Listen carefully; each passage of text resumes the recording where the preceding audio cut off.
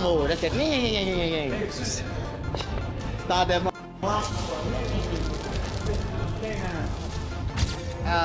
Jake Paul might be too big for him, or Tank might crack him. You don't know. I made a post and basically told Roach. He tagged Lamar Roach and he said, look, you're not getting that fight with Tank. A day in the life of Gervonta Tank Davis as he prepares for Jake Paul is defined by focus and discipline. Every training session emphasizes sharpness, power, and speed. From conditioning drills to sparring, Davis remains locked in on his goals, leaving no room for distractions. Each workout showcases his determination to prove he's fully prepared for the challenge ahead.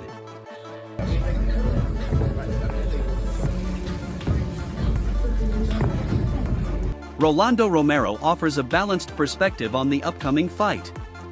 He stresses that Tank's legacy is already secure, regardless of the result. As a world champion with major accomplishments, Davis doesn't need Jake Paul to validate his career. Still, Romero acknowledges Jake's size advantage as a legitimate factor, but insists it does nothing to diminish the respect Tank has already earned. Might be too big for him, but like Jake Paul might be too big for him, or Tank might crack him. You don't know. Like I said, like, or as an exhibition, we don't know if they throw at each other or not, or we don't know. I don't know. I can't give an opinion because I don't know what's going on. Do you think it impacts, like, will it impact Tank's legacy if Jake Paul were like to beat him or even like knock him out? Dude, Tank's a 3-division world champion, 4-time 3-division world champion. At the end of it, bro, you can't take anything away from him. You know, some people trying to give, that's fair, some people trying to give Tank a hard time. They're saying like he should have took a fight with Lamar Roach or Shakur Stevenson. But when you think about it, do you think this is business and look, he's getting a bag, or is there some validity to people saying that he ducked Roach?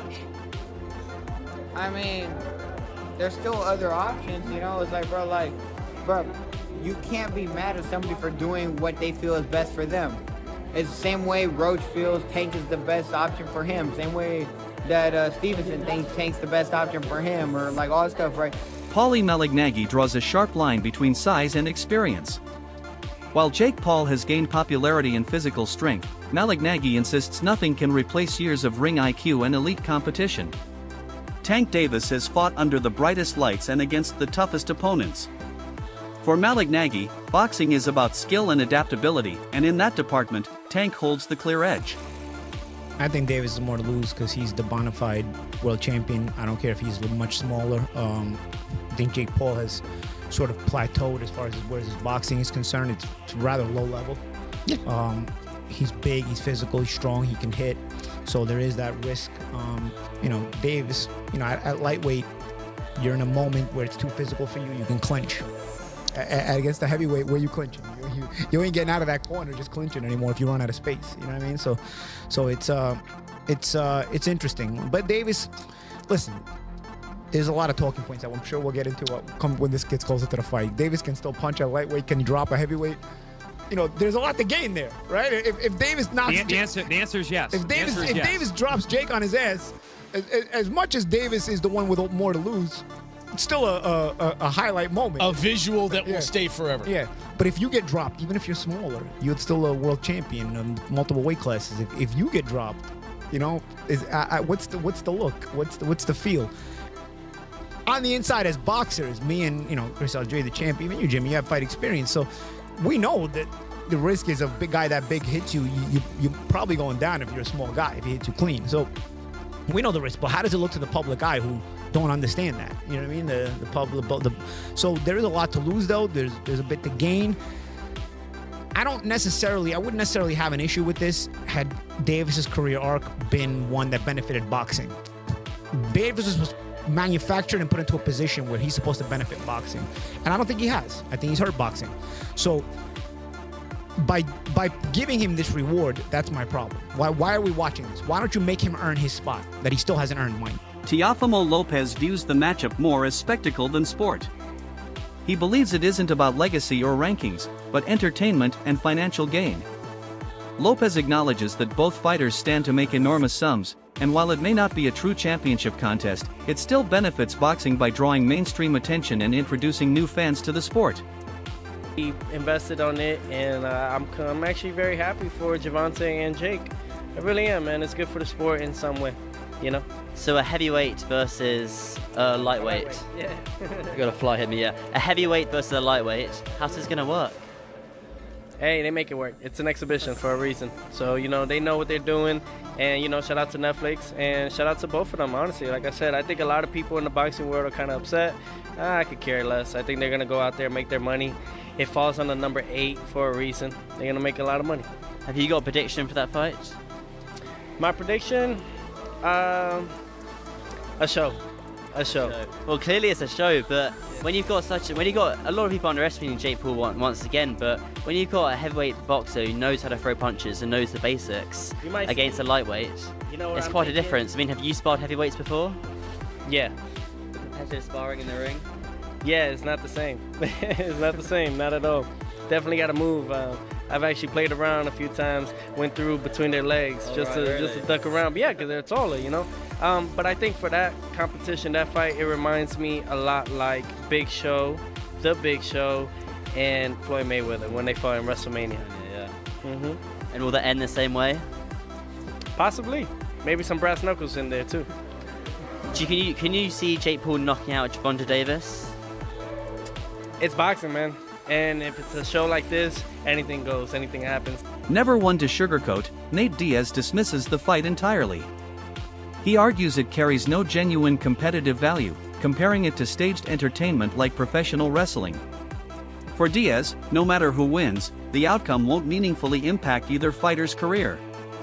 He sees it as a sideshow dressed up as a boxing match. I gotta ask you, Jake Paul versus Gervonta Davis. Does Davis have a chance? Fuck no. Gervonta is a great boxer, but he ain't gonna be. So you got Jake Paul by knockout, or? No, I don't got anybody, but I don't think. He's just too small. I don't want to beat up somebody that small. I don't want to, you know what I'm saying? What do you think of the fight? I don't want to lose to somebody that. There's no point in the fight. It's a great fight, actually. I'm not hating on the fight, but I think. My thoughts on it is let's watch it, see what happens. Ryan Garcia said that boxing is turning into WWE. Yeah, with that type of matchup. Do you agree? Last thing, White House card, like he said, you want Conor McGregor? Yeah, but the whole thing's on WWE, so right. Like, at least that's happening and getting something to talk about, something to watch, and I'm looking forward to that. Jeff Mayweather echoes Diaz's skepticism, calling the matchup odd and unnecessary. He questions why an established champion like Tank should be paired with a YouTube star turned boxer. While acknowledging the business aspect, Jeff suggests the event feels forced, reflecting the frustration many traditional boxing fans feel toward crossover fights.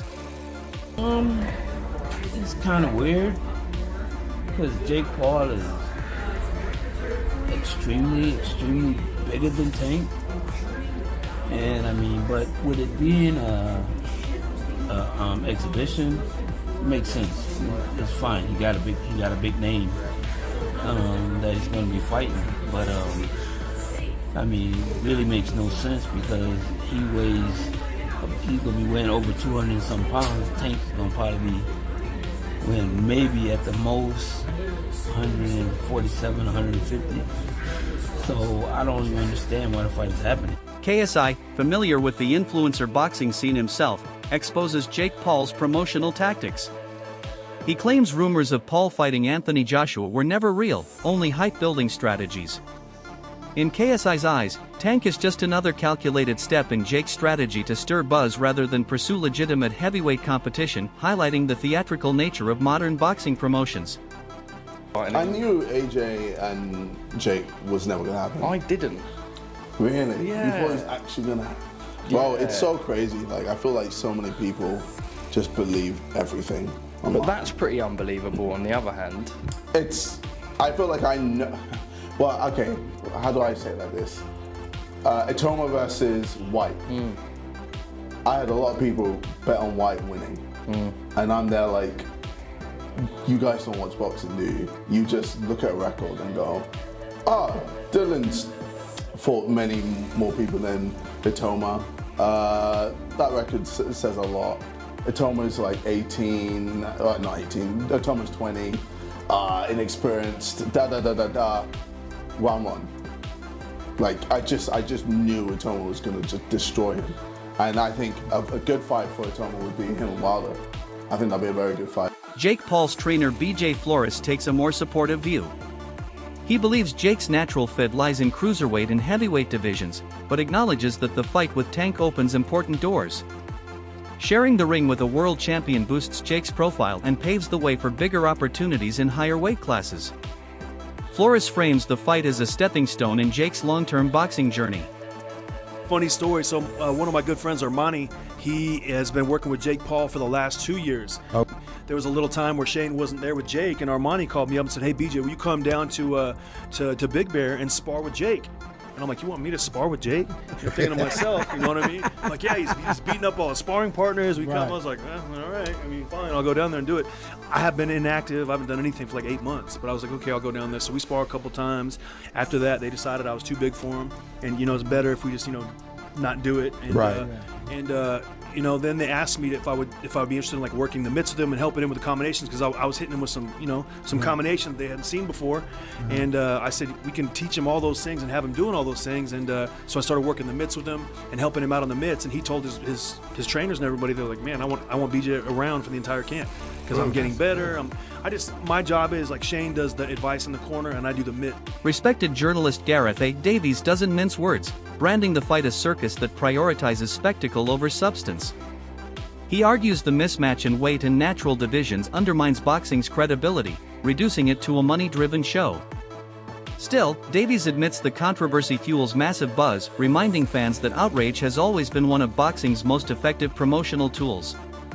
And I think we've gone out of the frying pan and into the fire because we thought we were going to get Jake Paul and Anthony Joshua very soon. We'll speak to Frank Smith about that in the next section, obviously. Eddie Hearn was teasing it to me personally last week. £80 million on the table for Anthony Joshua to fight Jake Paul. But 8 inches in height difference, 7 weight divisions between them, 5 stone, 70 pounds between them. It's a joke. It's a circus fight as opposed to a disgrace of a fight, which was Anthony Joshua and Jake Paul. At least you feel in this you've got quite a poor, very big one against a pound-for-pound, brilliant, unbeaten little un. And the little un who'll come up to his navel will hit him with a lot of body shots. I said in the week to Danny Kelly and Charlie Brooker that, do I mean Charlie Brooker? No, Baker. Charlie Baker. That Charlie Brooker's a different person altogether. That he'll be throwing the Superman punch, the leaping left hook. It's going to be a very odd thing. It's called, in inverted commas, an exhibition bout. But everybody in boxing who is a name doesn't mind going in with Jake Paul because they know they're making millions of dollars. And that's the only reason that Gervonta Davis, who's being called the poison little elf by Jake Paul, and it'll be fun in the build-up. Everybody in boxing knows they're guaranteed to make millions of those silverbacks, those greenback notes that they give out in America, and they give them out for fun when Jake Paul fights. So he's not going to say no to it. But can you pick a winner in that fight? I don't want Vargas Jr. offers a different angle, pointing to the fight's unpredictability. He says the sheer surprise of Tank versus Jake Paul adds intrigue. Fans thrive on novelty, and in his view, the shock factor alone makes the fight exciting, regardless of how unconventional it seems. The way we dress, or this generation, as far as like fighters, they relate to more who's more popular. That's why we're seeing the Jake Paul versus Gervonta fight, which is, that's crazy to me because we would never see that, and back in my dad's day. But now we're getting this, and it's just like, fuck it. I mean, people are gonna see it, bro. So it is what it is. But whether people know him more or not, or me, it doesn't matter. I know that he's coming, and he's coming game, and he wants to make a statement as well. So we're just coming to interrupt those plans. This is boxing, and I'm so excited to demonstrate my skills. I could box, I could counterpunch, I could bang when I want to, and I'm gonna demonstrate that. I'm gonna do what I want to do in there. Come September 13th. Yeah, we spoke about this a little bit earlier. But it's a 10-round fight.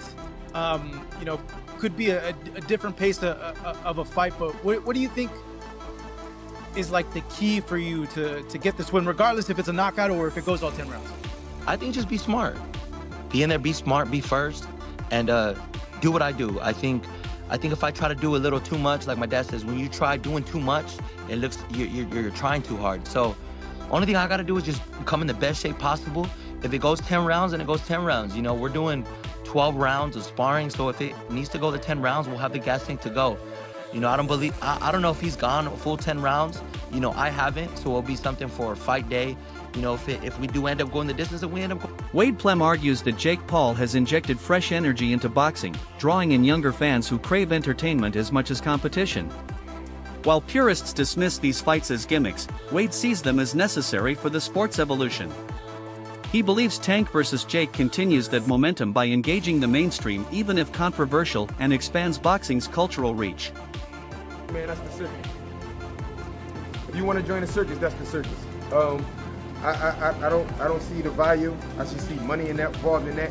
If they want the money, if that's what they want to do, then go ahead and go ahead and get the money. But other than that, I'm not. You got a guy, Jake Paul, that's what, 6'3", 6'4", almost. Then you got a guy, Gervonta Davis, that's like 5'5", a little guy. Yeah.